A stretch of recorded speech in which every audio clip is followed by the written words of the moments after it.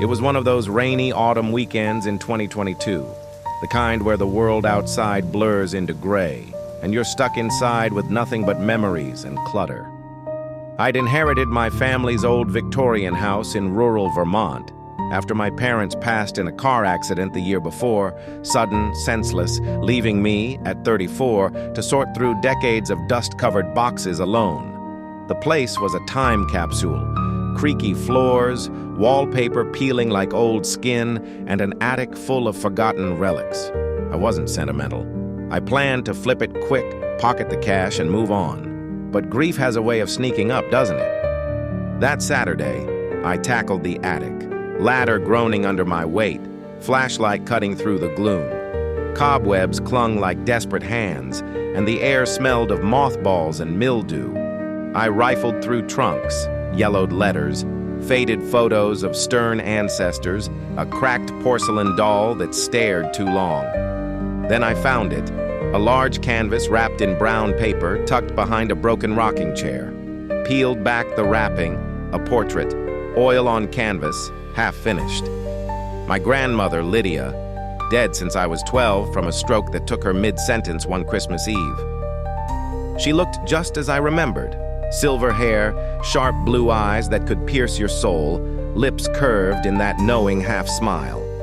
But the painting stopped at her shoulders. Arms and body just sketched outlines, like the artist gave up halfway. No signature, no date. I propped it against the wall, dust billowing. Weird, I muttered, snapping a pic for eBay. But as I turned away, a chill slithered down my spine.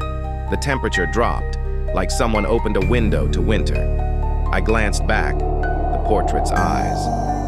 Followed me? No. Trick of the light. Shook it off, headed downstairs for coffee. Night fell early, rain hammering the roof like impatient fingers.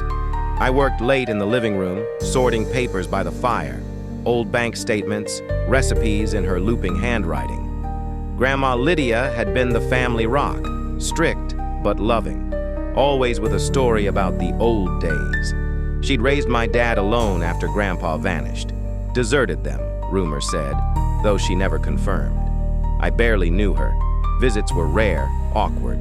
But that night, as the clock ticked toward midnight, I heard it, a soft scrape upstairs, like furniture shifting. Mice ignored it. Then footsteps, slow, deliberate, creaking down the attic stairs. Heart pounding, I grabbed a poker from the fireplace. "Hello?" My voice echoed weak. No answer. Creak, creak, closer. I crept to the hallway, flashlight beam shaking. The attic door, always locked, was ajar, a sliver of darkness spilling out. Pushed it open, empty stairs, dust undisturbed. "Get a grip," I whispered. Back to the couch, but sleep evaded me. Dreams came fragmented. Lydia's face, mouth moving silently, eyes pleading. Sunday morning, woke to sunlight slicing the curtains, headache throbbing. Coffee in hand, I scrolled my phone, the pic of the portrait. Zoomed in, her eyes seemed brighter, deleted it, uneasy. Decided to air out the attic, dragged the painting down for better photos. Up the ladder again, the canvas was there, but different. The outlines of her arms were filled in slightly, faint brush strokes like someone worked on it overnight. What the hell? I touched the paint. Dry, old, impossible.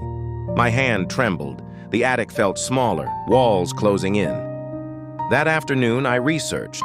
Old houses like this had histories. Online forums buzzed with grief ghosts, visions of loved ones appearing to the bereaved, sharing unfinished business. One Reddit thread detailed a woman seeing her dead aunt in mirrors, whispering warnings. Another on Quora. Felt my grandfather's presence after finding his old watch. Turned out he'd hidden a family secret. Chilled, I dug deeper into family lore. Lydia's letters, cryptic notes about the mistake and forgive me. Grandpa didn't desert. He died mysteriously. Body never found. Official story, accident. But whispers in town, foul play. Dusk crept in. I lit candles, power flickered from the storm, sat with the portrait in the living room, staring. "What do you want?" I asked aloud, feeling foolish. Silence. Then the scrape again, louder, from upstairs, footsteps descending. I froze, poker in hand. The door creaked open on its own. And there she was, Lydia, solid as me, standing in the hallway. Not an apparition, not translucent like movies. Real, wrinkled hands clasped, dressed in blue a little different from the painting. Her eyes locked on mine, blue and piercing. "Michael," she whispered, my name, voice like rustling leaves. "You found it." I backed up, breath caught. "You're dead." She smiled sadly. "Not all of me." Stepped closer, the air turning icy. I couldn't finish the portrait, or the truth. She told me then, halting words like confessing a sin. Grandpa hadn't died by accident. Argument gone wrong. She pushed him down the attic stairs in a rage, over an affair, hidden debts. Covered it up, buried him under the floorboards up there. The guilt, it trapped me. Her form flickered, paint like smears on her arms. "Dig it up, set us free." I nodded, terrified. She reached out, cold hand on my shoulder. "You're the last. Don't repeat my mistakes." She faded then, dissolving into shadows, back to the canvas. The portrait? Fully finished now, arms complete, holding a locket with my photo inside. I called the police anonymously that night. They found the bones, confirmed Grandpa's. House sold quick after. I moved far away.